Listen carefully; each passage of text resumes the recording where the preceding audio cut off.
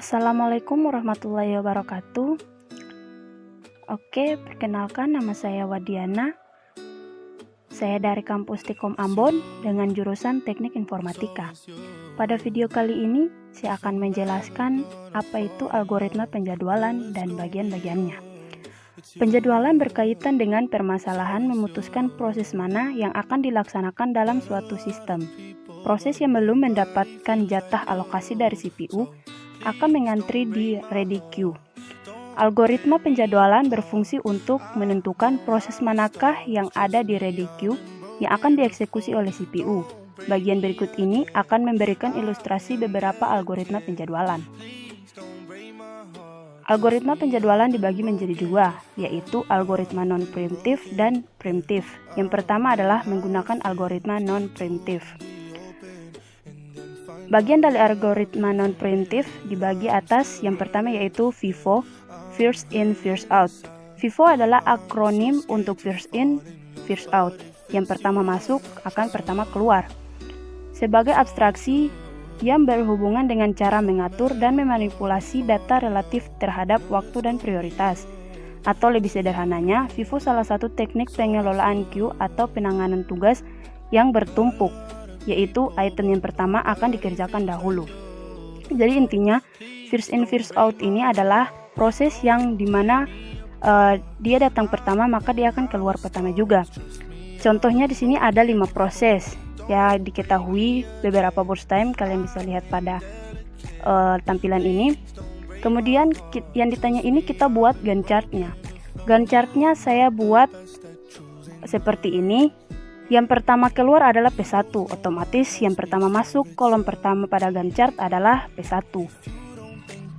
Semua proses pasti dimulai dari 0, maka kita taruh waktu tiba untuk P1 adalah 0 dan berakhir pada menit ke-12, yaitu pada burst time P1 adalah B12. Kemudian proses yang kedua adalah P2, karena dia yang kedua masuk maka dia yang kedua keluar. Waktu awalnya adalah P2 dan berakhir pada waktu 26.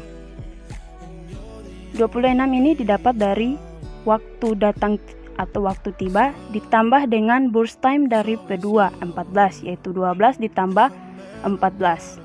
Hasilnya adalah 26. Yang ketiga adalah P3, waktu penjumlahannya juga sama, yaitu waktu tiba ditambah dengan burst time dari P3. Akan berakhir pada waktu ke-39. Kemudian ada P4. P4 ini penjumlahannya pun sama seperti proses sebelumnya dan akan berakhir pada waktu 59. Kemudian yang terakhir ada P5, akan berakhir pada waktu ke-70 yang didapat dari waktu tiba 59 ditambah dengan burst time P5 atau 11, yaitu 59 ditambah 11 sama dengan 70. Kemudian kita akan menghitung waiting time-nya, di mana sudah diketahui bahwa P1 adalah 0, P2 12, P3 26, P4 39, dan P5 ini adalah 59. Maka kita hitung rata-rata waiting time-nya dengan rumusnya, yaitu jumlah dari burst time yang sudah diketahui atau sudah diselesaikan, bukan burst time dalam tabel lagi, tapi burst time pada Gantt chart dibagi dengan 5 proses ini. Oke, maka akan diketahui seperti ini, dan hasilnya adalah 136 atau jumlah Gantt chart ini atau jumlah burst time dibagi dengan 5 proses, yaitu hasilnya 27,2. Kemudian yang kedua pada algoritma non-preemptive ada SJF atau Sorted Job First. Pada algoritma ini, setiap proses yang ada di ready queue akan dieksekusi berdasarkan burst time yang terkecil. Hal ini mengakibatkan waiting time yang pendek untuk setiap proses, dan karena hal tersebut, maka waiting time atau rata-ratanya juga menjadi pendek. Sehingga dapat dikatakan bahwa algoritma ini adalah algoritma yang optimal. Atau intinya, SJF ini merupakan proses yang diambil atau dilihat dari burst time yang paling terkecil. Di sini ada 5 proses, contoh 5 proses yang sudah diketahui. Kita buat Gantt chart-nya seperti ini. Ingat bahwa sesuatu atau proses yang bernilai 0 maka akan dilaksanakan terlebih dahulu. Karena P1 ini arrival time-nya 0, maka otomatis P1 akan dioperasikan lebih dahulu. dia akan berhenti pada waktu 12 atau burst time untuk P1 ada 12. Kemudian waktu yang paling terkecil di sini adalah atau burst time terkecil di sini adalah P5, maka yang dioperasikan adalah P5 dengan waktu berakhir yaitu 23 atau 23 ini didapat dari waktu tiba 12 ditambah dengan burst time dari P5 adalah 11. Jadi 12 ditambah 11 sama dengan 23. Kemudian waktu yang ketiga ada P3 karena burst time yang terkecil kedua adalah P3 yaitu 13. Perhitungannya masih sama dengan proses sebelumnya yaitu burst time waktu tiba ditambah dengan burst time dari P3 atau 13. Jadi 23 ditambah 13 sama dengan 36. Kemudian ada proses kedua dengan nilai akhir atau nilai burst time-nya itu adalah 50. Yang terakhir ini ada P4 atau proses keempat yaitu proses yang burst time-nya paling terbesar. Jadi akan dioperasikan di akhir Gantt chart. Dengan akhir atau nilai jalannya yaitu nilai burst time-nya yaitu 70 didapat dari nilai awal atau nilai tiba waktu tiba ditambah dengan burst time dari P4 yaitu 20. Jadi 50 ditambah 20 sama dengan 70. Kemudian sudah diketahui waiting time-nya yaitu P10, P512, P323, P236. Maksud saya P10, P236, P323, P450 dan P512. Dihitung juga rata-rata waiting time-nya. Rumusnya masih sama yaitu jumlah waiting times keseluruhannya dibagi dengan berapa proses, maka nilainya akan seperti ini.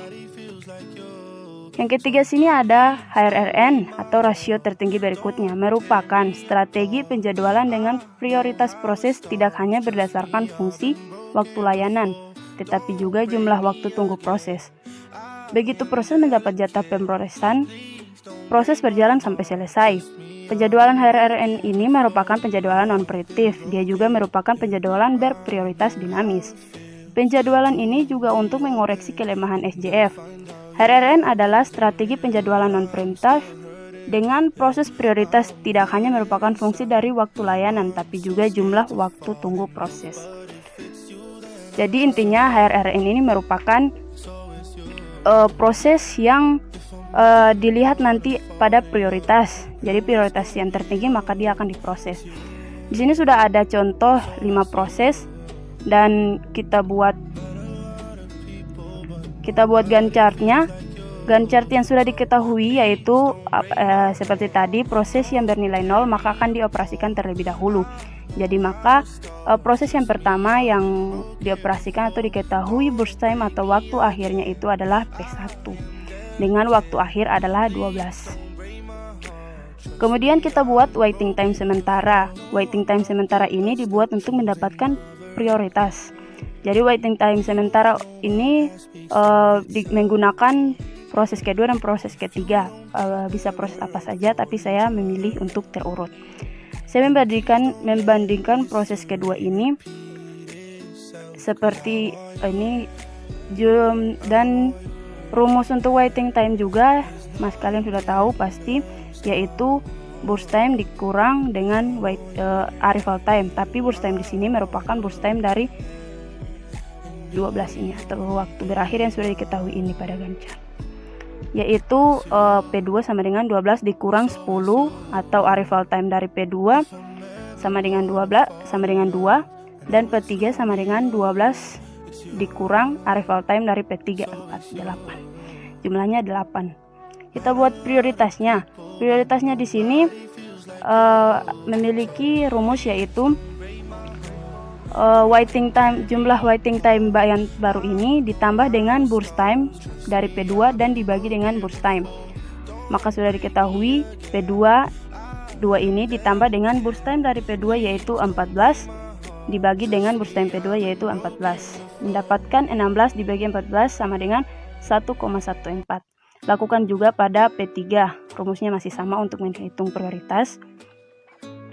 Kemudian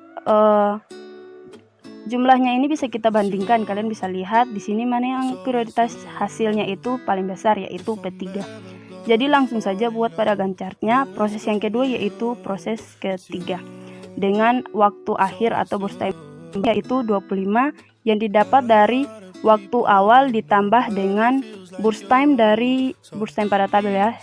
Burst time dari P3 atau 13. Jadi 12 ditambah 13 sama dengan 25. Kemudian kita buat lagi waiting time sementara dari P2 dan P4. Di sini untuk menghitung waiting time masih sama dengan yang ini. Kemudian untuk prioritasnya rumusnya juga masih sama. Langsung saja bandingkan nilai prioritas mana yang lebih tinggi, yaitu pada P2. Jadi P2 ini dimasukkan pada Gantt chart. Jadi proses ketiga yaitu adalah P2 dengan nilai akhir ada 39 yang dapat dari waktu awal ditambah dengan burst time dari P2. Kemudian masih menghitung waiting time sementara untuk membandingkan P4 dan P5. Lakukan juga pada hal-hal atau langkah-langkah sebelumnya karena rumusnya masih sama. Kemudian sudah diketahui prioritas yang tertinggi di sini adalah P5, otomatis proses yang keempat adalah P5 dengan burst time terbaru yaitu 50, dan yang terakhir otomatis P yang terakhir adalah proses keempat. Dia merupakan prioritas yang paling rendah dari seluruhnya. Maka sudah dihitung waiting time yang terbaru yaitu P1 sama dengan 0, P2 sama dengan 25, P3 sama dengan 12, P4 sama dengan 50, dan P5 sama dengan 39. Tapi kalian sudah tahu kan rumus menghitung waiting time, yaitu burst time terbaru ini dikurang dengan arrival time, maka hasilnya akan seperti ini. Kemudian menghitung rata-rata waiting time-nya masih sama seperti algoritma lain-lainnya, yaitu seperti ini. Seluruh jumlahnya ini dibagi dengan 5 proses, maka akan mendapatkan hasil ini. Oke, selanjutnya kita masuk pada algoritma primitive. Algoritma primitive ini terbagi lagi menjadi beberapa. Yang pertama di sini ada round robin. Round robin merupakan algoritma yang menggilir proses yang ada di antrian. Proses yang akan mendapat jatah sebesar time kuantum. Jika time kuantumnya habis atau proses sudah selesai, CPU akan dialokasikan ke proses berikutnya. Jadi round robin ini memiliki proses yang tergantung pada time kuantum. Jadi keseluruhan proses nanti akan dihitung sebesar time kuantumnya.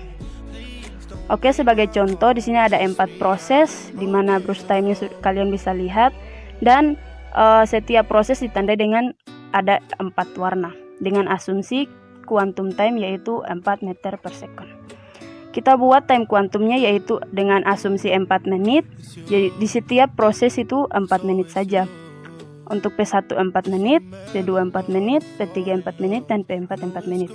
Namun di sini 4 menit ini dikurang dari burst time. Jadi otomatis untuk P1 kan ada 8 ini dikurang dengan 4, jadi otomatis masih tersisa 4 lagi. Maka kita tambahkan 4 lagi. Nah, untuk P1 merah nih, ditambahkan 4, sudah ditambahkan otomatis 4 tambah 4 ini tambah 4 ini jadi 8. Jadi otomatis P1 sudah habis. Yang kedua, P2 ini bernilai burst time-nya 8. Jadi karena sudah dimasukkan 4, jadi 8 dikurang 4 itu sisa 4. Kita buat lagi sisanya 4 itu ditambahkan pada akhir. Seperti ini. Jadi 4 ditambah 4 sama dengan 8. Jadi otomatis burst time dari P2 atau 8 itu sudah habis karena sudah dimasukkan dalam Gantt chart. Kemudian untuk P3, karena kita sudah memasukkan 4, otomatis 6 ini dikurang 4 sama dengan 2. Jadi masih ada tersisa 2 untuk burst time dari P3. Kita masukkan ke dalam Gantt chart 2 saja. Kemudian untuk P4, karena dia bernilai burst time 5 dan kita sudah masukkan pada Gantt chart 4, berarti tersisa 1, maka kita masukkan pada Gantt chart terakhir 1 saja. Kemudian kita buat waiting time-nya. Waiting time-nya ini untuk P1 sama dengan 0 ditambah 16 dikurang 4. Itu didapat dari, untuk 0 ini nilai atau waktu awalnya ditambah dengan arrival time di sini, tapi arrival time ini kita gunakan dari 16 waktu dari P1 untuk waktu awal dikurang dengan P1 untuk waktu akhir ini. Jadi waktu awal ini dikurang dengan akhir ini. Jadi 16 dikurang 4 sama dengan 12. Jadi 0 ditambah dengan 12, hasilnya 12. Akan berlaku juga pada proses-proses kedua dan proses ketiga serta keempat, sehingga mendapatkan hasil seperti ini. Kemudian kita buat rata-rata waiting time-nya. Rata-rata waiting time ini masih sama rumusnya, yaitu seluruh jumlah dari waiting time yang sudah dihitung dibagi dengan jumlah proses. Jadi berapa proses itu dibagi. Karena kita sudah mengetahui hasil dari proses-proses ini, hasilnya sama dengan 78 dibagi dengan 4, maka hasilnya sama dengan 19,5 meter per second. Kemudian ada multi-level feedback queue. Multi-level feedback queue adalah algoritma yang memungkinkan sebuah proses dipindahkan ke queue yang lain dengan perbedaan prioritas tersebut. Suatu proses yang menyita CPU terlalu lama akan dipindahkan ke queue yang memiliki prioritas yang lebih rendah. Demikian pula dengan proses yang terlalu lama berapa pada queue yang prioritasnya rendah akan dipindahkan ke queue yang prioritasnya lebih tinggi, atau untuk menanggulangi adanya starvation. Di sini ada contoh dari MFQ. Terdapat 3 proses dan memiliki burst time, prioritas, dan arrival time. Untuk Gantt chart-nya seperti ini. Dimulai dari proses ketiga karena arrival time dari ketiga yaitu 0. Karena dia memiliki 0, jadi apapun yang bernilai 0 maka akan dioperasikan terlebih dahulu. Akan berakhir pada 27 karena memiliki burst time 27. Kemudian proses yang kedua yaitu P1. P1 ini karena dia memiliki prioritas yang lebih tinggi, jadi waktu berjalannya juga lama, maka akan diproses terlebih dahulu. Akan berakhir pada proses ke-30. Waktu ke-37 yang didapatkan dari waktu awal ini ditambah dengan burst time dari P1 yaitu 10. Untuk proses yang terakhir yaitu P2. P2 ini akan berakhir pada waktu ke-49.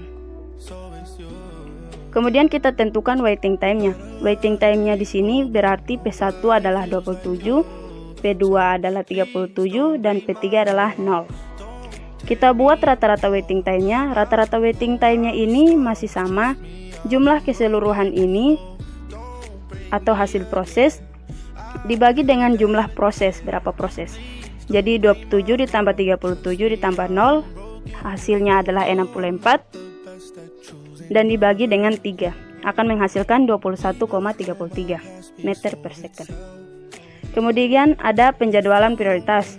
Pada preemptive, jika ada suatu proses yang baru datang memiliki prioritas yang lebih tinggi pada proses yang dijalankan, maka proses yang sedang berjalan tersebut akan dieksekusi lalu dialihkan untuk proses yang baru datang tersebut. Jadi otomatis prioritas scheduling ini dia memiliki proses yang dilihat dari prioritas, jadi prioritas yang lebih tinggi akan dioperasikan terlebih dahulu.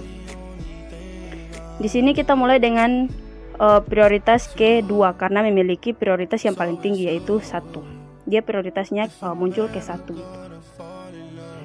dan memiliki nilai akhir yaitu 8 karena burst time-nya P2 adalah 8. Dan proses yang kedua yaitu P1, dia berakhir pada waktu ke-18 karena waktu awal ini ditambah dengan prioritas ke-1 yaitu 10, hasilnya 18. Kemudian ada P3. P3 ini karena prioritasnya itu tertinggi ketiga. Jadi dia munculnya itu dengan nilai akhir 28. Dia itu munculnya ketiga gitu karena memiliki prioritas yang ketiga. Kemudian akhir proses yang terakhir yaitu P4 karena memiliki prioritas yang tingginya itu keempat atau yang paling terendah. Dia akan berakhir pada menit ke-33 karena nilai awalnya di sini 28 ditambah atau dijumlah dengan burst time dari P4 yaitu 5 sama dengan 33. Kemudian kita buat waiting time-nya. karena sudah diketahui P1 sama dengan 8, P2 sama dengan 0, P3 sama dengan 18, dan P4 sama dengan 28. Kita buat rata-rata waiting time-nya adalah 8 ditambah 0 ditambah 18 ditambah 20, atau jumlah dari keseluruhan Gantt chart atau pada proses dibagi dengan jumlah proses atau 4. Jadi 54 dibagi 4 adalah 13,5 meter per second. Oke, itu saja yang bisa saya sampaikan. Semoga video ini dapat bermanfaat untuk kita semua. Terima kasih.